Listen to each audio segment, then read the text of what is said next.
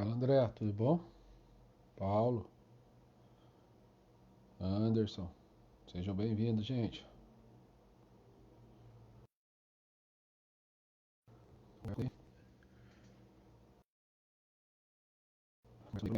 Vamos lá.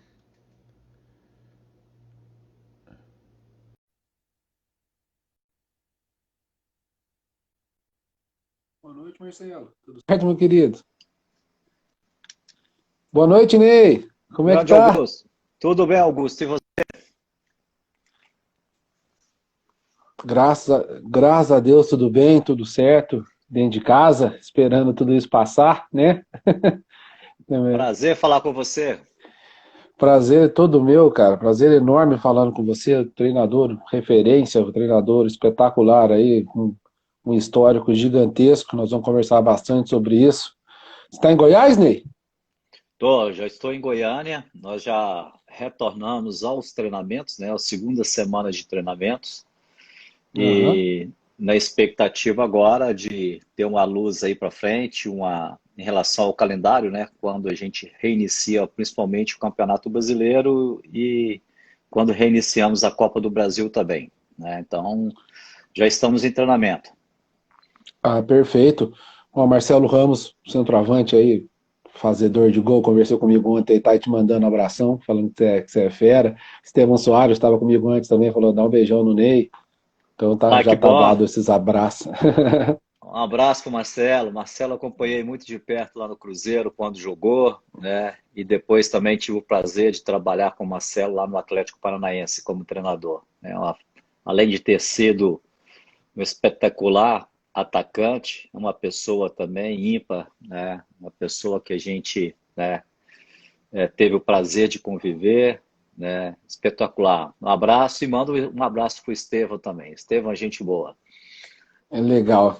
Ney, antes da gente começar nosso papo, só vou fazer uma introduçãozinha aqui, que é o principal motivo dessas lives que eu tenho feitas, né? Que é o Gabrielzinho, uma criança de Uhum. 12 anos, que foi diagnosticado com câncer na perninha. E a gente Isso. conheceu o Gabrielzinho faz um mês e pouquinho, a gente correu com o Gabrielzinho. Família largou o emprego, largou tudo para correr atrás das coisas com o Gabriel, né? E a gente Aham. conseguiu essa vaga para ele lá no Hospital do Amor de Barretos. Então o Gabrielzinho fez já a cirurgia, graças a Deus vem se recuperando muito bem. E através de amigos do futebol, a gente conseguiu algumas camisas. Tem a do Zico, tem a do Luiz Chulapa, Leandro Guerreiro, Veloso, Juan, Robert, Chicão. Então, tem para todos os times, para todos os gostos. Quem não torcer para nenhum desses, pega do Zico da seleção brasileira. Hoje chegou um presentaço aqui do Elzo, ó, camisa de 86 do Elzo, assinado pelo Elzo. Que Então tem show, que muita show. coisa.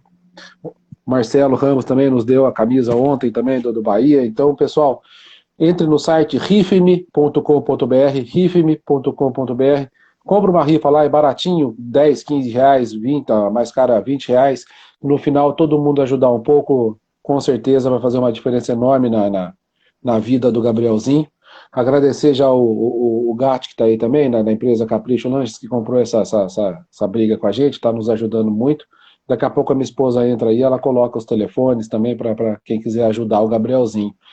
E te agradecer, só um minutinho que deu uma travada, pronto, voltou.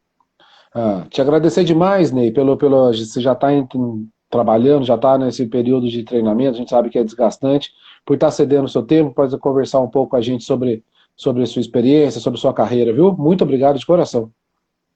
Ah, eu que agradeço, principalmente pela causa, né? Além de falar com você, que a gente puder ajudar aí em relação ao Gabriel, né? Que essa ação já está surtindo efeito, né? O Gabriel já está no hospital, né? Em Barretos, né? E, e eu sinto o prazer de falar com você, e principalmente quando é para falar de futebol, né? Então eu estou aqui à disposição para a gente trocar ideia, né? E esperamos aí ter um bom papo aqui para que a gente possa aí falar, né, da carreira do Goiás, né? E basicamente sobre o futebol, que é a nossa área, que a gente é apaixonado. Perfeito. Vamos começar então lá do comecinho, Ney. Você seguiu a cartilha assim como eu vejo o ideal para um treinador na formação de um treinador, né? Assim, que você não foi jogador profissional, ah, começou com a faculdade de Educação Física, aí você passou pela base toda, né? Você passou pela base time grande, passou no Sub-15, passou no Sub-17, passou no Sub-20. Conta pra gente como é que foi essa formação, essa parte de... Você começou até, acredito eu, no Sub-15 como preparador físico, não foi? Não era nem treinador ainda, né? Exatamente, Augusto. Eu me formei na Universidade Federal de Viçosa, né? Dentro da Universidade Federal de Viçosa, né? Tem um curso de educação física muito forte na área do esporte, principalmente do futebol, né? Então eu tive bons professores dentro da universidade e dentro da universidade, né? Veio essa minha paixão principalmente em relação à parte tática do futebol, né? Então, eu estudei muito e dentro da universidade eu tive a oportunidade de ser o treinador da seleção de Viçosa, sede da Taça BH de Futebol Júniores. Para quem não sabe, a Taça BH de Futebol Júniores, ela era, né, uma competição referência no Brasil nas categorias de base sub-20, sub-20. Tinha a Taça, né, São Paulo no mês de janeiro, e em julho era a Taça BH, né? E foi a minha primeira experiência como treinador. Dali eu fiz alguns contatos, né? E eu me formei e trabalhei 3 anos como preparador físico nas categorias de base do Atlético Mineiro. Depois me transferi para o Cruzeiro para ser treinador. Treinei 1 ano o Sub-15 do Cruzeiro, depois fiquei 5 anos e meio e treinei o Sub-17 do Cruzeiro, e depois 3 anos e meio com o Sub-20. Né? Então, essa é a minha experiência na base, onde eu fiz toda a minha formação, né? Onde eu peguei toda a minha experiência, além de experiência, né, regional e nacional, né? O Cruzeiro era uma equipe, né, de base que viajava muito para o exterior, então a gente teve várias oportunidades também, várias experiências internacionais, com conquistas internacionais. E, e mais do que trabalhar, ter essa experiência de formar equipes, treinar jogadores, né, preparar atletas, né, no Cruzeiro também eu tive a oportunidade de acompanhar de perto vários trabalhos, vários treinadores na equipe principal, né? Que dali a gente acabou aprendendo alguma coisa, pegando algum detalhe. Então essa é a minha formação. Primeiramente uma formação acadêmica e depois aí 13 anos de experiência na base, sendo 3 no Atlético Mineiro como preparador físico e 10 na base do Cruzeiro como técnico. Entendi. E como é que é essa diferença, né? Essa diferença de tratar, principalmente nessas idades, quando você muda do 15 para o 17 para o 20, é uma mudança muito grande, porque a cabeça da molecada muda demais. A cabeça do moleque de 14, 15 anos não é a mesma do moleque de 17, do moleque do 20, né? Principalmente depois do salto profissional, que a gente vai entrar daqui a pouco. Mas como é que foi feita essa transição? Você fazia alguma preparação fora desse ambiente lá de dentro do Cruzeiro? Você lia muito? Você procurava alguns cursos? Como é que você fazia nessa parte? Como eu falei, eu tive uma base muito forte dentro da universidade, né? A universidade tinha professores assim altamente qualificados. Entre esses professores tinha o Adalberto Rigueira, que trabalhou no mundo árabe como treinador, foi preparador físico também, né? Tive experiência também, mesmo não tendo sido jogador profissional, eu joguei amadoramente, tive bons treinadores na época de amador, né? Dentro da universidade também tive um bom professor que foi nosso técnico universitário, que foi o professor Próspero Paoli, né? Então, essa experiência de universidade, né? Quando eu vi para ser treinador, cheguei totalmente preparado, né? Então, na universidade você aprende a planificar treinamentos, né? As metodologias de treinamento. Eu estudei muito a questão, né, de como você planeja uma temporada, a periodização de uma temporada, né? Como se faz uma pré-temporada, como que você faz os treinamentos em época de competições, né?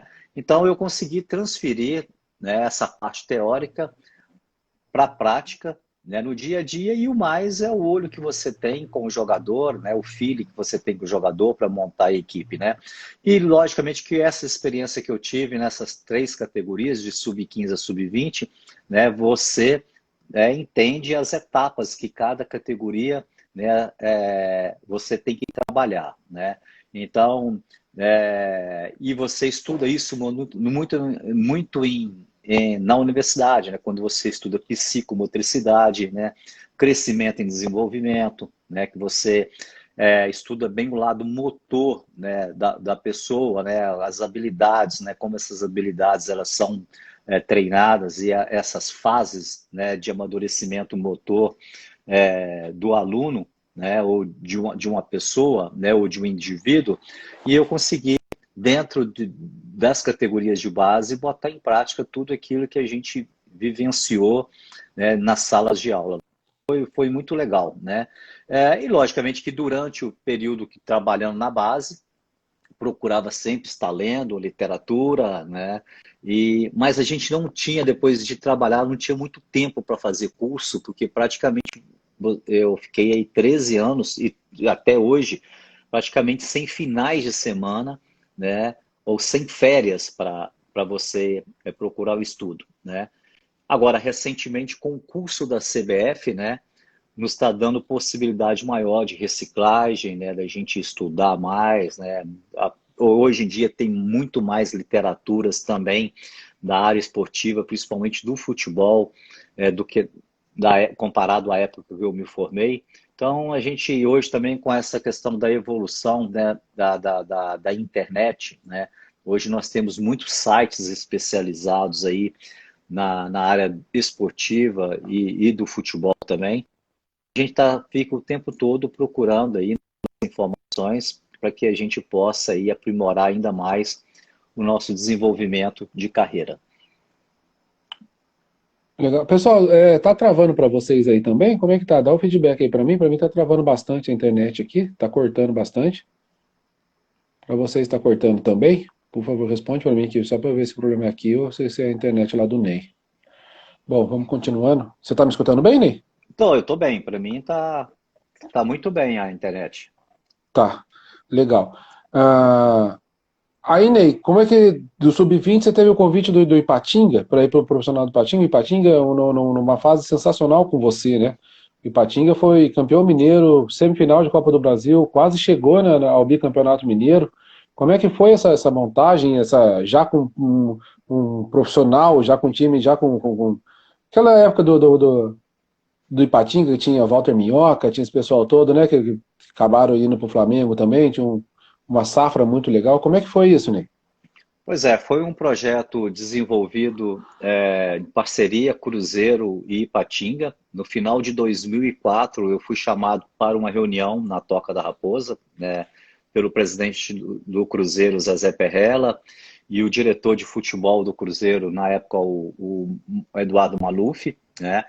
E eles me passaram um planejamento do clube de fazer uma parceria, né?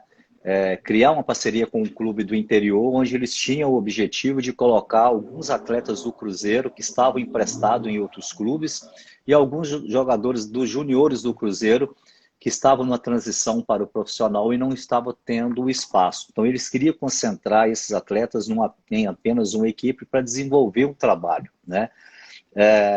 Então, eu fui convocado para esse trabalho, fui para o Ipatinga como profissional do Cruzeiro, né, levei a minha comissão técnica e comigo foram 16 jogadores oriundos da base, né, e todos eles jogadores que já tinham trabalhado comigo na base do Cruzeiro. Chegamos em Ipatinga, né, o Ipatinga já tinha uma equipe, a gente, né, ficou com alguns atletas do Ipatinga, contratamos outros atletas, entre esses atletas contratados, né, nós contratamos o William, zagueiro, que depois do Ipatinga jogou no Grêmio e jogou também 3 temporadas no Corinthians, né, foi capitão no Corinthians, né, e a gente conseguiu criar uma equipe muito forte, um ambiente de trabalho muito bom, né, o Ipatinga tem toda uma estrutura para a gente desenvolver um trabalho, o Ipatinga naquele momento estava na Série C do Campeonato Brasileiro e na principal divisão do Campeonato Estadual. Então, a gente, em 2015, no final de 2004, a gente fez a nossa pré-temporada no mês de dezembro, na Toca da Raposa, usamos todas as estruturas do Cruzeiro. Em janeiro, a gente levou essa estrutura toda para Ipatinga e a gente fez um Campeonato Mineiro de 2005, assim, realmente com um aproveitamento muito alto. Nós tinha uma primeira fase de classificação com 14 equipes, onde se classificavam 4 equipes semifinal e depois a final. E a gente conseguiu entrar no meio entre Cruzeiro e Atlético, fizemos a segunda melhor campanha, então deu um confronto Cruzeiro e Atlético Mineiro, nós e o RT de Patos de Minas, a gente eliminou o RT e fizemos a final com o Cruzeiro, com 2 jogos. O primeiro jogo no Ipatingão ganhamos de 1-1, empatamos de 1-1, e depois nós ganhamos no Mineirão de 2-1, né? Mineirão lotado, e com a equipe jogando muito bem. Então aquilo ali foi, depois de 40 anos, né, não tinha, que tinha uma equipe do interior que não ganhava o Mineiro. Então a gente quebrou essa marca aí depois de 40 anos, uma equipe do interior voltou a ganhar um campeonato mineiro, né?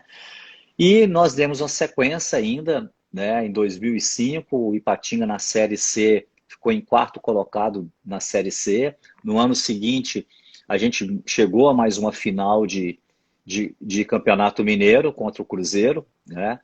E chegamos também, perdemos e chegamos numa semifinal de Copa do Brasil, né?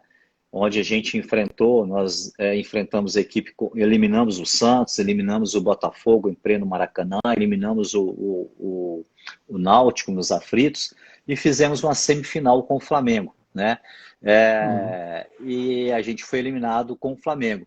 E esse trabalho todo deu uma estrutura do Ipatinga. Depois eu saí dessa semifinal, mas o Ipatinga começou a colher frutos desse trabalho e arrancou de Série C, chegou até Série A do futebol brasileiro, né? Então, com o Uhum. trabalho de outros treinadores, mas com toda uma estrutura que foi montada ali, né?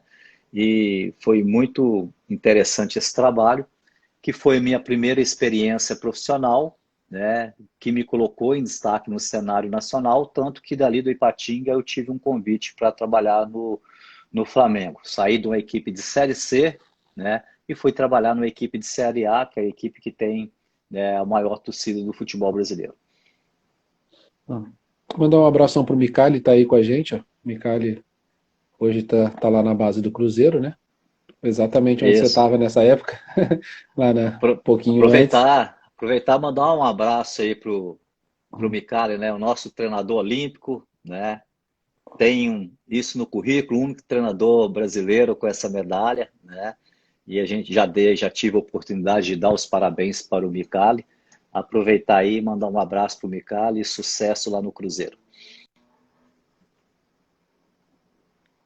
Eu conversei com ele, eu fiz a live com ele também, né? Foi sensacional, cara, de um papo, de uma conversa, de uma inteligência, né, uma didática espetacular, cara, super do bem, um cara que merece também tá onde tá e voar cada vez mais, tenho certeza disso.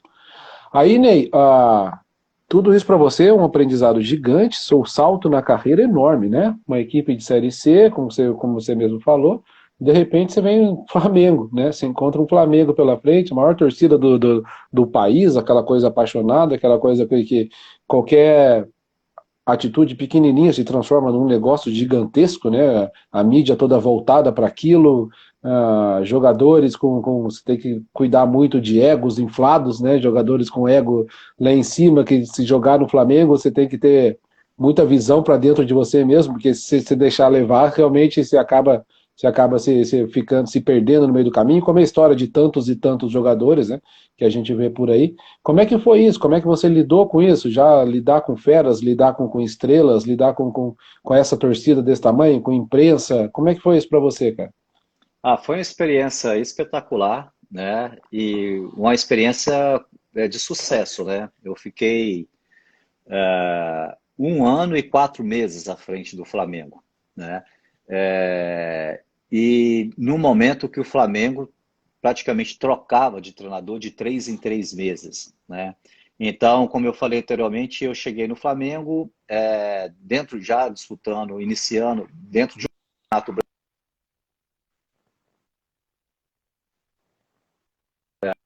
Patinga foi eliminado pelo Flamengo e no mesmo dia, no vestiário, o Kleber Leite, que era o vice-presidente de futebol do Flamengo, foi no nosso vestiário, pediu uma permissão para conversar comigo, né? E eu atendi, né, o Kleber Leite dentro do vestiário E o Kleber Leite falou, Ney, a gente vai mudar o nosso treinador, né? O nome meu para ser o treinador do Flamengo é o seu, né? Isso foi na quarta para quinta-feira, né? E, e me pegou meus contatos, né? Essa conversa foi na quinta-feira já de madrugada, né? E na segunda-feira ele me ligou, né, confirmando, né, me apresentei, e foi uma experiência boa, né, porque a gente chegou, né, a equipe ela foi se ajustando no trabalho nosso, é, a gente confirmou o título da Copa do, né, em 2006, né, dois jogos muito bons diante do Vasco. O Vasco era colocado como para todos como favorito dessa final. Nós ganhamos os dois jogos, o primeiro jogo ganhamos de 2-0 e ganhamos o segundo de 1-0, né? Eu fiz algumas mudanças na equipe de parte tática, né? Liberando o Léo Moura, que era um lateral que apoiava muito, lateral direito, o Juan, lateral esquerdo, né? Segurei um jogador como um terceiro zagueiro e a gente ajustou a nossa equipe, a gente foi campeão, né? E no ano seguinte a gente foi campeão carioca, né? Disputamos uma Copa Libertadores, né? Fomos passamos a primeira fase da Libertadores com a melhor campanha geral. Aí a gente foi eliminado nas oitavas de final da Libertadores, né? E o Flamengo é o que você falou, né? Tudo é o extremo, né? Então as cobranças elas são muito grandes no Flamengo, né? Quando você ganha, os elogios eles são enormes, tem uma repercussão enorme, né? Internacionalmente, né? Quando a gente ganhou a Copa do Brasil contra o Vasco, por exemplo, foi o primeiro confronto de final de Copa do Brasil com duas equipes da mesma cidade, né? Então, foi uma final que parou o Brasil inteiro e que teve uma repercussão internacional, né? Do nosso feito de vitória. Então, nesses momentos é muito bom, né, esse lado positivo. Ao mesmo tempo que quando você é criticado, tanto a comissão técnica, treinador ou determinado jogador, quando é criticado também é muito forte, né, essa pressão, né? Mas eu estava para tudo, né? É uma característica minha, né? Desde muito jovem, desde criança, né? De ter tranquilidade, paciência para resolver os meus problemas, não ficar apertado, né? E nesses momentos de comemoração a gente foi muito exposto positivamente e nos momentos de pressão também, né? Muito exposto, mas eu soube lidar bem com isso e acabei já me adaptando na realidade da carreira de um treinador de futebol no Brasil, né? Então, nós somos cobrados muito por resultados, né? E a paciência com o trabalho do treinador, ele é muito pequeno. E qualquer competição que você entra, né, que você tem um insucesso, né, a primeira alternativa do clube geralmente é uma troca nessa comissão técnica, né? Então, eu já comecei a habituar, né? Me adaptei a isso, não sou muito de ficar reclamando quando eu saio de uma equipe, eu já me preparo para pegar um outro clube e trabalhar. E foi dessa forma, né? Então fiquei 1 ano e 4 meses à frente do Flamengo e quando eu saí, em 1 mês já estava de novo trabalhando num grande clube de futebol do brasileiro que foi no Atlético Paranaense. Então, você acabou quase não ficando desempregado, né? Já teve o convite do Atlético Paranaense e a partir dali realmente sua carreira deslanchou, né? Aí você teve passagens brilhantes por diversos clubes, se destacando um pouco Curitiba, né? Que você teve o acesso com o Curitiba, Curitiba que vinha de uma fase terrível, né? Do descenso, que quebraram o estádio, que teve tudo aquilo lá, você conseguiu Isso. o acesso. O presidente lá era o Dr. Wilson na época que você chegou? Isso, o Wilson foi o ano que o Wilson entrou, né? O Coritiba ele caiu em 2009 e em Aham. 2010 o Wilson chegou no trabalho do Coritiba, né? E deu uma reestruturada boa no clube, né? Inclusive na queda em 2009, né? Eu assumi a equipe na reta final do Brasileiro em 2009 da Série B, né? Fiz os 10 últimos jogos, fui com a incumbência de tentar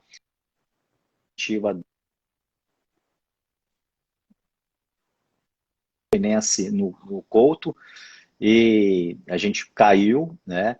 e é histórico, né? A invasão da torcida, na quebradeira, teve mortes, teve pessoas indo para o hospital, e eu fui chamado logo depois desse jogo, fui chamado para uma reunião no Couto com o Wilson, o doutor Macedo, o Pipico, que era também lá da diretoria, o Ernesto também, que eram diretores do clube, né?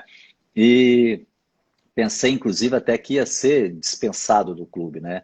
O Wilson me falou: Ney, eu quero que você faça o planejamento para 2010, para o acesso, né? Os seus números, né? Embora tenha caído os seus números, quando você sumiu, os números foram bons. Infelizmente, a equipe estava muito mal. E dessa forma, eu tive carta branca para montar uma equipe em 2010 no clube.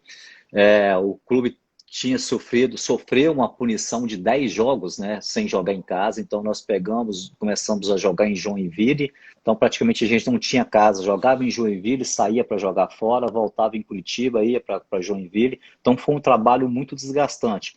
Mas mesmo com esse desgaste, né, a gente montou uma equipe forte, né, nós iniciamos bem a temporada, a gente foi campeão regional, ganhamos o Campeonato Paranaense, né, numa final contra o Atlético, e começamos o campeonato brasileiro um pouco instável, com algumas vitórias, derrota, e depois ali do 7º jogo a nossa equipe ela se encaixou, e aí a gente fez um baita de um campeonato brasileiro em 2010 e a gente foi campeão, né? E eu coloco assim na minha carreira como esse trabalho um dos trabalhos assim, mais consistentes da minha profissão, assim como do Ipatinga, que foram trabalhos que eu iniciei, que eu montei equipe, fiz a pré-temporada, né? Passei pelos problemas de dificuldades. Então, são 2 trabalhos assim espetaculares que teve início, meio e fim, né? E aí, final de 2010, a gente teve o acesso, faltando ali 10 rodadas para terminar o campeonato da Série B. Tive um convite da CBF para trabalhar nas seleções de base, como coordenador da seleção de base e treinador da Sub-20. E aí, quando terminou o campeonato da Série B, que a gente foi campeão, né, me desliguei do Curitiba e comecei um outro projeto à frente da seleção brasileira Sub-20.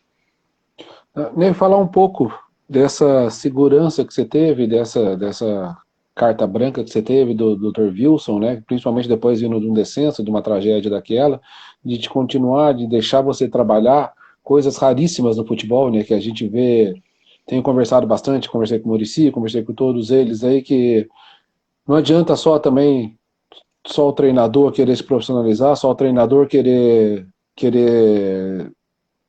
tornar o futebol mais profissional, se de cima para baixo essa profissionalização não existe, se cada vez mais tem dirigentes passionais, dirigentes com outros interesses do que o clube, então acaba o treinador trabalhando 2, 3 jogos e vira uma bola de neve, porque o que vem já não montou a equipe, o que vem já não às vezes não tem as características da maneira que aquele elenco foi formado, ou seja, planejamento todo errado, a gente vê isso aí com clareza no São Paulo dos últimos anos, que muda treinador a cada 2, 3 meses aí, não deixa ninguém, não tem essa paciência, não tem esse planejamento mesmo, de deixar o cara trabalhar, de deixar o cara montar o elenco. Você falou que isso foi te dado, né, no Curitiba, você montou o elenco da maneira que você queria, da maneira que você via que poderia dar resultado para o clube, e deu resultado.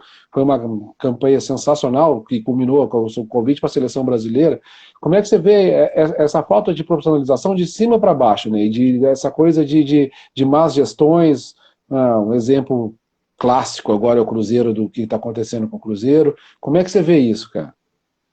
Olha, primeiramente é muito cultural, né? É cultural no país, né? No meio do futebol, essa troca, né, do treinador, né? Então, e essa troca geralmente ela é muito em função de cobranças, né?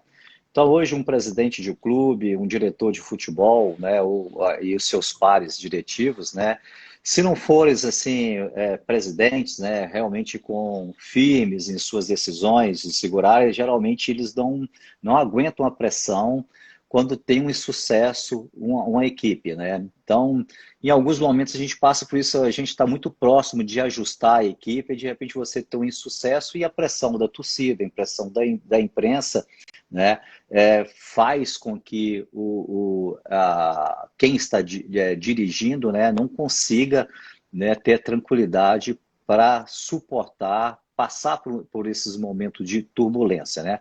A gente vê em alguns momentos algumas iniciativas para que isso possa mudar, mas eu vejo com muita dificuldade, né? O futebol brasileiro, os clubes a cada dia eles estão se profissionalizando, né?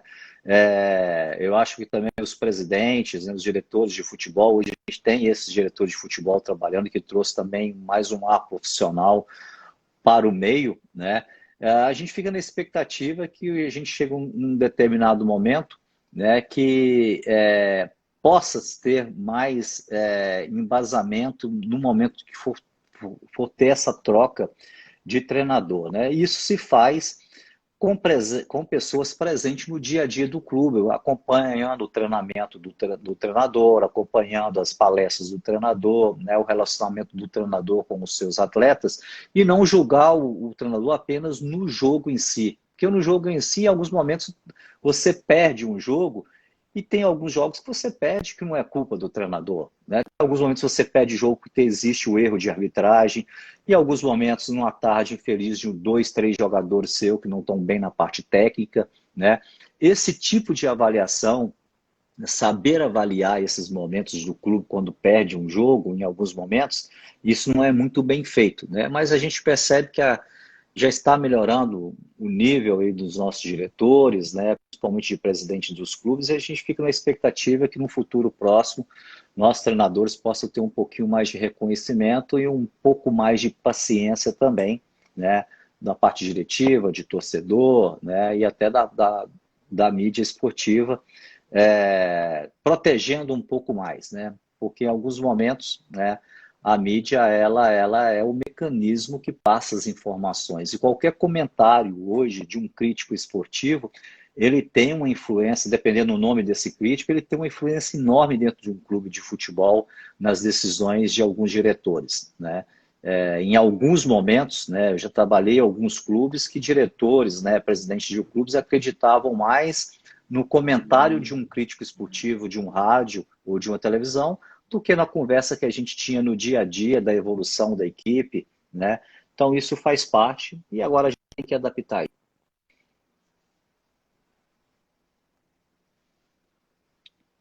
Espera só um minuto que está travando aqui. Pronto, acho que agora tá. Para você não está travando? Para você está normal? Tá comum? Não, tá normal, para mim tá normal. Tô te ouvindo Para mim que bem. está travando bastante. É. Para mim está travando bastante a sua fala. Na hora que você fala, dá uma travada. Pessoal, como é que tá para vocês? Está travando também ou não? Ah, Ney, você acredita também, por exemplo, nas características históricas do clube?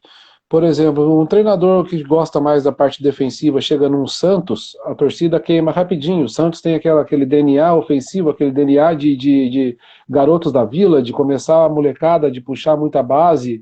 Ah, alguns clubes já, por exemplo, os clubes gaúchos, o Grêmio já tem mais uma paciência, já com equipes mais aguerridas, com equipes mais, né, que sabe se defender melhor. Você acredita nesse DNA também, que isso tem que ser levado em conta no planejamento, quando o dirigente escolhe o treinador, a característica do treinador? Não, eu acho que em alguns clubes sim, mas nem todos os clubes. Você citou um clube que é interessante, que é o Santos, né? O Santos, a torcida do Santos, né? O torcedor do Santos, eles têm uma característica enorme, né, de paciência com o jogador feito na base, cobram, né? Ou utiliza esses jogadores da base. E isso, né, é muito característica do Santos, né? Nós temos outras equipes que é o contrário disso. A torcida quer que a diretoria contrate medalhões e geralmente um jogador, quando ele é lançado novo, você não vai bem em 1 ou 2 partidas, todo mundo já perde a paciência com esses atletas, né? E essas características de DNA também, eu não concordo muito com isso. Em alguns momentos, né, você vê, por exemplo, o trabalho que o Renato faz no Grêmio. Até tempo atrás, a gente achava que o time do Internacional e Grêmio era equipes que só tinha jogar, dando pancada, era só força todo. E você vê aí os consecutivos com a equipe muito técnica, jogadores de toque de bola, de posse de bola, né? Se você entrar nesse conceito de DNA, né, você talvez deixe de fazer um bom trabalho e deixar de levar jogadores técnicos para essa equipe, né? Então, eu acho que realmente o que define a forma da equipe jogar é quando você chega no clube, é a qualidade dos atletas e o perfil desse atleta. Se você tiver um perfil de atletas que são jogadores mais de marcação, que é para explorar o contra-ataque, você vai jogar dessa forma. Se você tiver um perfil de atletas que são jogadores mais técnicos, de posse de bola, a sua equipe vai desenvolver isso. Você, como treinador, que tem que desenvolver isso, né? Se é um perfil de equipe, né, mais de bola parada, fazer gols de bola parada, você tem que treinar muito isso também. Então, na realidade, né, independente da região que você esteja trabalhando, né, o que realmente que faz a sua equipe, o motor da sua equipe, é a qualidade, né, a característica desses atletas. Então, você como treinador, você que tem que adaptar, né? Por exemplo, eu tenho uma forma que eu gosto de posicionar meus jogadores dentro de campo, né?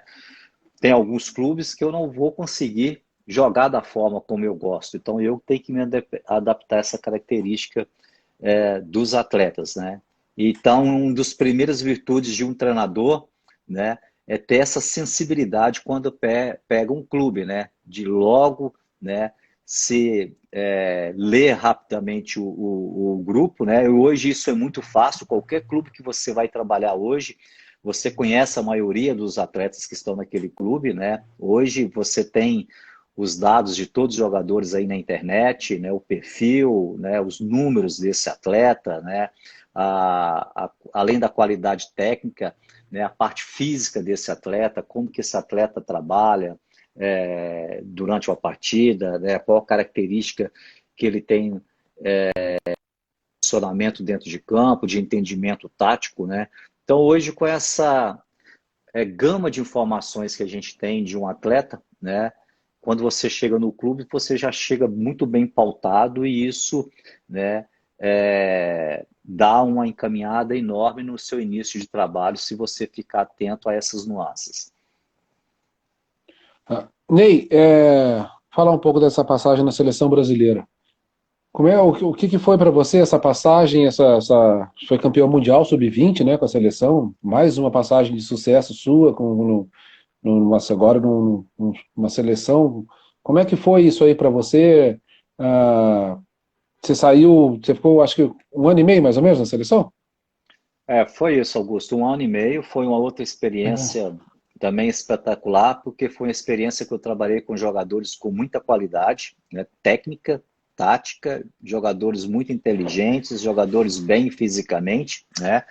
E eu costumo dizer também que nós da comissão técnica, eu, os meus auxiliares, né, a gente foi muito feliz também na convocação das seleções, né? Então eu assumi a seleção brasileira no final de 2010. A gente já fez uma convocação para disputar um sul-americano no mês de fevereiro no Peru. E esse sul-americano a gente foi muito pressionado, porque esse sul-americano também ele era um pré-olímpico, né? Então a gente tinha que ser campeão ou terminar em segundo colocado para conseguir uma vaga nas Olimpíadas de Londres. E a gente foi feliz, a gente montou uma seleção muito forte para esse sul-americano, né? Uma seleção que tinha, né, o Neymar, o Lucas, né? Tinha o Oscar, o Casimiro, o Danilo lateral, o Alexandro lateral, o Juan, né? O Fernando volante, né? Na época muito bem no Flamengo, o Diego Maurício, o Gabriel, o goleiro, que era da base do Cruzeiro, que depois foi para o Milan, né? O William José, que hoje está na Espanha fazendo muito sucesso, né? Então é uma seleção que foi muito forte, a gente ganhou o Sul-Americano com muita propriedade, né? E o jogo que ficou marcado foi o último jogo contra o Uruguai. A gente ganhou de 6-0, o Uruguai com a seleção muito forte, né? A gente ganhou aquele jogo de 6-0 e a gente foi campeão sul-americano. E depois, em julho, a gente disputou o Mundial, né? Só que no em julho não foram o Neymar, né, e nem o Lucas para a competição. Esses dois atletas, depois do sul-americano, eles foram convocados pelo Mano para a seleção principal para disputar uma Copa América. E eu levei no lugar do Neymar, levei o Felipe Coutinho e levei também, no lugar do Lucas, levei o Dudu, Dudu hoje que está no Palmeiras, né? Dudu já tinha jogado comigo naquela campanha de 2010 do Curitiba, que a gente foi campeão brasileiro. O Dudu, ele era o jogador do sub-20 do Cruzeiro, eu levei emprestado para o Curitiba e ele jogou comigo o campeonato da Série B, né? E aí a gente fez um mundial também espetacular, enfrentando várias escolas, né? E principalmente as escolas europeias. Passamos pela Espanha na semifinal e fizemos uma final, né? Nas quartas de final a gente enfrentou o México, na semifinal nós enfrentamos a Espanha e na final a gente fez a final com Portugal, né? Com uma equipe bem. Além desses dois títulos, a gente teve outras competições internacionais que a gente foi campeão, competição na África do Sul, na Espanha, um torneio na Argentina, onde a gente foi campeão também, né, com uma safra diferente, com outros jogadores. E para mim foi uma experiência legal, né, que eu trabalhei com muitos jogadores com uma qualidade muito alta, né? E você acaba aprendendo também quando você trabalha com esse tipo de jogador, a movimentação do atleta, né? Então, esses atletas acabam também te ajudando a amadurecer, né, dentro da sua profissão. E a sua saída da seleção dá devida ao convite do São Paulo ou não? Você teve alguma outra coisa que te fez sair, que você falou assim, não, agora eu quero continuar minha carreira mesmo em clubes, e não mais em base, quero profissionais. Como é que foi essa saída da seleção, aí já para assumir o São Paulo, né? Foi um convite do São Paulo, né? Eu recebi uma ligação na época do Adalberto Batista, que era o diretor de futebol do São Paulo, falando que o São Paulo tinha interesse no meu trabalho e foi para o Rio de Janeiro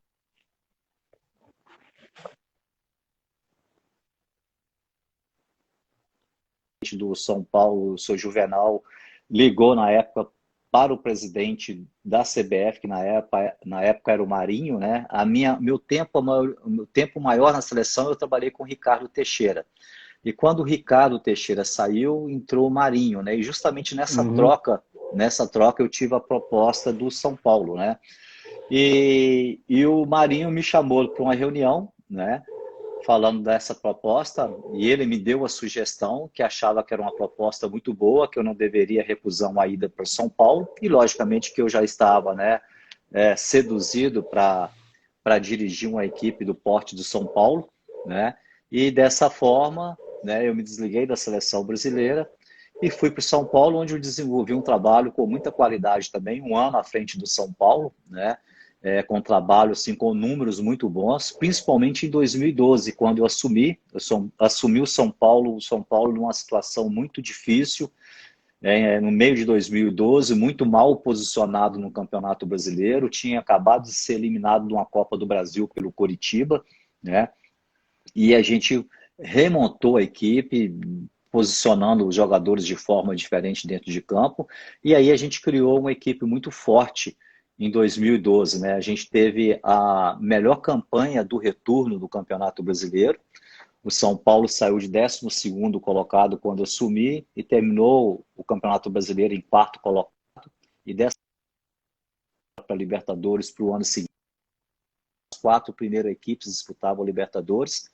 E o São Paulo tinha 3 anos que não disputava a Libertadores, né? E, paralelamente a isso, a gente foi campeão da Sul-Americana, com a equipe jogando muito bem, né? Com o Lucas jogando pelo lado direito do campo, desequilibrando, o Oswaldo do lado esquerdo desequilibrando, com o Luiz Fabiano e, em alguns momentos, o William José fazendo o atacante de referência, com o Jadson na meia, num momento muito bom, né?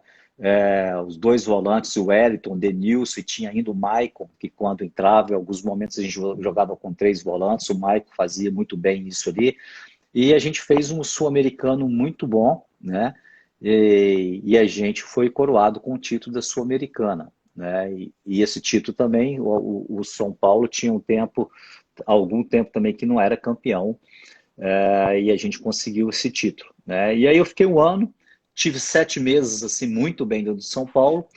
No ano seguinte a gente disputou uma Libertadores, a gente passou na primeira fase, mas não jogando muito bem e a gente foi eliminado, né? E logo depois da eliminação, né, eu saí do São Paulo, né? mas saí pelas portas da frente, né? Na época o Juvenal tentou segurar ainda, o Adalberto Batista tentou segurar, mas depois da desclassificação na Libertadores, a cobrança foi muito grande em cima da diretoria do clube, né? Questionando alguns atletas do elenco, né? E questionando o trabalho também do treinador após que eu fiz um primeiro jogo da Recopa de uma final com o Corinthians, né? Seriam 2 jogos. A gente perdeu o primeiro jogo de 2-1, né? E após esse jogo, né, dessa final, né, a gente chegou, o clube me procurou para uma reunião e resolveu trocar, né, e sair sem mágoas nenhumas do clube, né? E me orgulho de ter passado pelo São Paulo, o título que o São Paulo ele representa muito, né? Assim como os títulos que eu tive no Coritiba, no Flamengo, no Ipatinga. Isso na seleção brasileira, isso abre as portas para a gente, né? E o currículo fica mais recheado. Perfeito. Ney, só voltando um pouco, o que foi que aconteceu naquele jogo, cara? São Paulo e Tigre.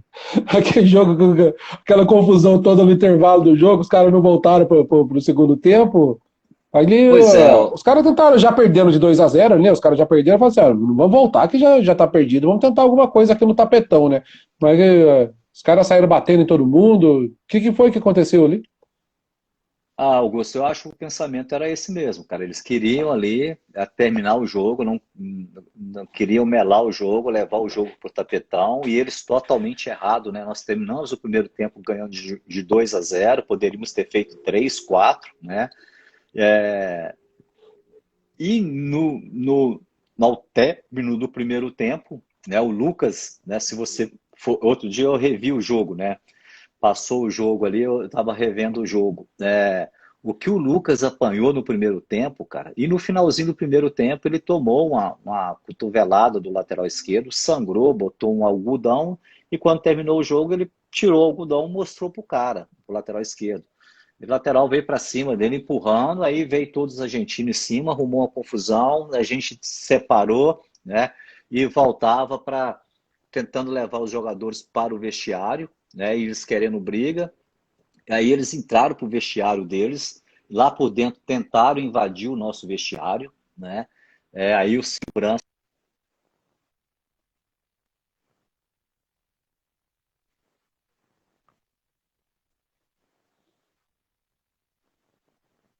com a arma, segurança. Eu me lembro que eu estava no intervalo com os atletas nossos lá conversando e entrou passou um segurança pelo vestiário com a fratura exposta dos braços, né? Eu falei, cara, e uma Caramba! confusão danada. Foi desse jeito, o nível foi alto. Aí a gente voltou para o segundo tempo e eles não foram, né? Alegando que tinham sido, né? O segurança do São Paulo e alguns policiais, né, entraram em confronto com eles e não voltaram para o campo, né? Felizmente, né, o vice-presidente da Conmebol estava no jogo, né? Ele desceu, né, entregou as medalhas, o troféu e a gente comemorou um título que foi muito merecido. Pena, né? Pena que esse episódio acabou manchando um pouco esse título, né? Mas a gente que passou por toda essa dificuldade da Sul-Americana, né? É, a gente comemorou muito, né? E a gente tem muito valor a essa competição, porque ela foi uma competição muito difícil. Né, e se continua o segundo tempo, a tendência é 4-5, né? A tendência era meter um monte, do jeito que o São Paulo estava jogando, do jeito que o Lucas estava jogando, o último jogo dele, né? Antes tinha sido, Exatamente. tinha sido negociado. Então, ali a tendência ali, os caras fizeram de caso pensado, com certeza. Vamos tentar arrumar alguma coisa aqui, que dentro do campo não vai dar, não. Tentaram alguma maneira ali. E, Augusto, inclusive, cara, abri uma parênteses aí, né, cara? O Lucas, cara, assim, o Lucas é um baita de um atleta e ele também se mostrou um baita de um profissional, né? Porque ele já estava negociado, ele disputou praticamente o segundo semestre todo jogando pelo São Paulo, já negociado, com os valores muito altos, e ele foi profissional, né, conosco o tempo todo, né? Vestiu a camisa do São Paulo até o último jogo, assim, respeitando muito a instituição, né? e foi embora com o título, né? E isso é legal que ele deixou um título, né? Então eu acho que o Lucas, assim, ele dá uma demonstração, né? Porque em alguns momentos a gente percebe no futebol, alguns jogadores são negociados, e depois que é negociado tem que ficar no clube mais 2, 3, 4 meses, e esses jogadores se acomodam, o rendimento cai, né? Então eu não Uhum. poderia aqui, né, de falar sobre o Lucas, né? Porque ele é um jogador assim que além de um baita de um atleta, ele é muito profissional, né? Merece todo o sucesso no futebol. Legal. Mas aí, depois da saída do São Paulo, você teve uma passagem, foi pro Vitória, né? Depois que você saiu de São Paulo, foi pro Vitória da Bahia? Isso, eu saí do São Paulo em 2013, né? E aí Uhum. assumi o Vitória dentro de um brasileiro, né? E é um trabalho também assim que eu tenho muito orgulho, que eu peguei o Vitória, né? é, quase virando o túnel do Campeonato Brasileiro. Peguei o Vitória em 16º colocado e a gente deu uma arrancada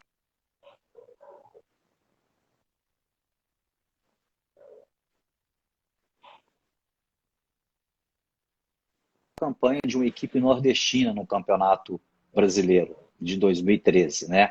Então, se fosse nos modelos de hoje, né, o Vitória disputaria uma Copa Libertadores no ano seguinte, mas na época só 4 classificavam, né? A gente fez até o último jogo com essa possibilidade de terminar em quarto colocado. Então, foi um trabalho, sim, também significativo na carreira, com bons números, né? É, na revelação de alguns atletas, né? Entre eles o Marcelo Volante, né? Que depois foi para o exterior, o Zé Wellison, agora que até pouco tempo estava no Atlético Mineiro também, né? Então foi um trabalho assim, muito consistente também à frente do Vitória. E eu geralmente sempre recebo assim, muita mensagem de torcedor do Vitória. Quando vou jogar na Bahia, sou muito respeitado lá pela imprensa local, pelo torcedor do Vitória, em aeroporto, sempre que tem algum torcedor do Vitória, eles sempre lembram dessa passagem, né? Porque foi uma arrancada assim espetacular dentro de um campeonato brasileiro. Legal, vamos dar um salto aqui na carreira. Você passou por alguns clubes, você teve uma volta para o Flamengo ainda, depois voltou para o Vitória, chegou a voltar para o Curitiba também, né? Sempre muito bem, sempre com propriedade, sempre mostrando ótimos trabalhos, que te credenciou sempre estar numa Série A de Campeonato Brasileiro, está sempre. Só chegando agora, antes de chegar no Goiás hoje em dia, queria só entrar no assunto da Chape, da Chapecoense. Teve na Chapecoense pós-acidente, né? Na reconstrução da Chapecoense, ali naquela coisa, um trabalho quase que do zero, né? Muito recente ainda, porque o acidente foi em 2017, né? 2016 ou 2017 o acidente? 2016, 2016. 2016, isso. Aí você teve na Chapecoense, foi ano passado, 2019, né? Como 2019, como é que tá lá, cara? Como é que tá? Porque ali, infelizmente, foi uma coisa, uma fatalidade que foi todo mundo, né? Foi atletas, diretoria, foi todo mundo, realmente um trabalho do zero, para você começar do zero. Demora anos e anos e anos de reestruturação. A Chape tá sofrendo muito com isso ainda, Ney? Tá, tá. Inclusive eu coloco, né, cara, assim, o pessoal geralmente me pergunta, né, sobre as alegrias no futebol que você teve com o treinador e as frustrações, né? E eu coloco, sim, um trabalho que eu fiquei muito frustrado, foi o meu trabalho na Chapecoense, né? Cheguei num momento muito difícil da Chapecoense em 2019, a equipe do Chapecoense estava começando a ter os reflexos na parte financeira, né, dentro de um campeonato de Série A, né, e, e, e faltou, acho que da diretoria da Chapecoense um pouco de paciência com o trabalho que estava sendo feito, né? Então eu cheguei num momento difícil, que a equipe não estava bem, chegamos depois de 4 jogos, chegamos à final do campeonato estadual e a gente perdeu a final em Florianópolis. Classificamos a equipes na Copa do Brasil no mata-mata com o Criciúma, em 2 jogos muito difíceis, né, com o segundo jogo lá em Criciúma. Depois pegamos o Corinthians na Copa do Brasil, com 2 jogos muito bons, né, mas fomos eliminados. E depois no Campeonato Brasileiro, a gente começou a alternar, algumas conquistas, algumas vitórias interessantes, mas algumas derrotas também decepcionantes, né? Mas no momento de ajuste da equipe, né? E teve uma precipitação na troca da diretoria na troca da comissão técnica. E foi o ano que a Chapecoense caiu, né? Eu saí, depois passaram mais 2 treinadores e caiu. Foi muito precipitado na troca. Eu acho que se tivesse, não tenho certeza, se a gente tivesse continuado na frente no projeto da Chapecoense, ele não tinha caído para a Série B. A equipe estava começando a se encontrar, estava começando a chegar os reforços que eu pedi, né? Mas estava um clube já um pouco meio tumultuado com questões financeiras, com atraso de salário, né? E felizmente foi um trabalho aí na minha carreira que não deu certo, né? Então eu me sinto frustrado, né? Porque o meu desempenho como treinador também, né? Não posso privar disso, foi um desempenho muito abaixo do que geralmente a gente está acostumado de fazer nos clubes, né?